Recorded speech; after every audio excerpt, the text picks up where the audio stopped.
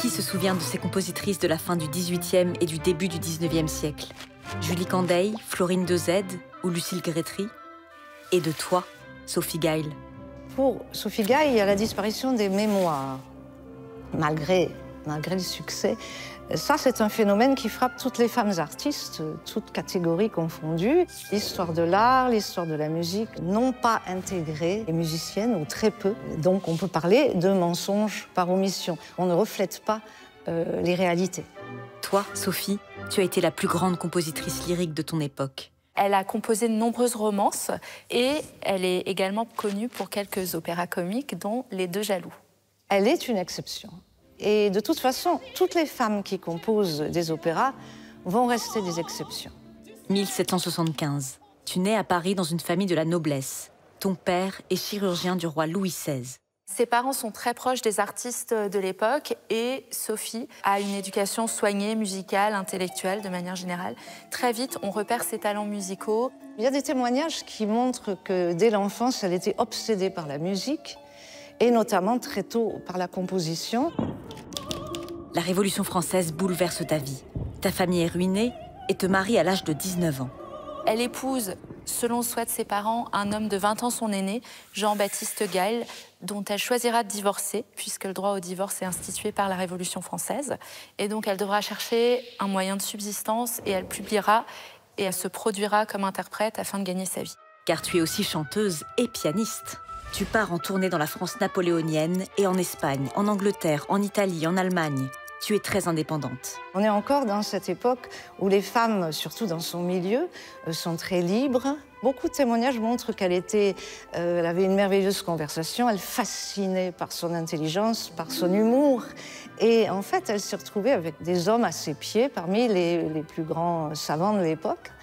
C'est ainsi qu'elle s'est retrouvée mère de 4 fils, de 4 pères différents, ce qui ne devait pas encore surprendre tant que ça, parce que le culte de la mère et de la femme au foyer s'est développé après, pendant le reste du XIXe siècle.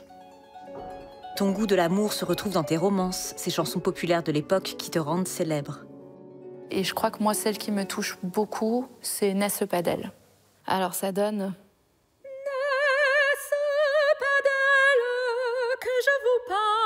Chaque instant, eh bien, c'est d'elle que je veux parler plus souvent. Je suis mariée avec une femme que j'aime et c'est une œuvre d'une femme chantée pour une femme. Donc c'est pour ça qu'elle me touche. Mais en vrai, je sais pas, à l'époque, c'était pas dans l'idée d'un couple de femmes, je pense pas. Tes premiers succès te font accéder alors à la composition d'opéra comique, cet ancêtre de la comédie musicale. En 1813, ta première œuvre, Les Deux Jaloux, fait de toi une star. C'est un opéra qui restera dans le répertoire de l'opéra comique 26 ans. Il sera représenté bien sûr à Paris, mais pas seulement. On dénombre en tout plus de 300 représentations des Deux Jaloux. Elle a eu cette chance d'avoir ce coup d'essai. Et le coup d'essai était tellement réussi qu'un journaliste a écrit « Les Deux Jaloux, c'est un coup d'essai d'une dame qui peut passer pour un coup de maître ». C'est la conjonction de la pièce qui a plu et de l'excellente musique. Et c'est vrai, c'est d'un très grand niveau, c'est proche de Mozart, proche de Cimarosa. Tu as réussi ton examen de passage. Malheureusement, tes 3 opéras comiques suivants sont des échecs.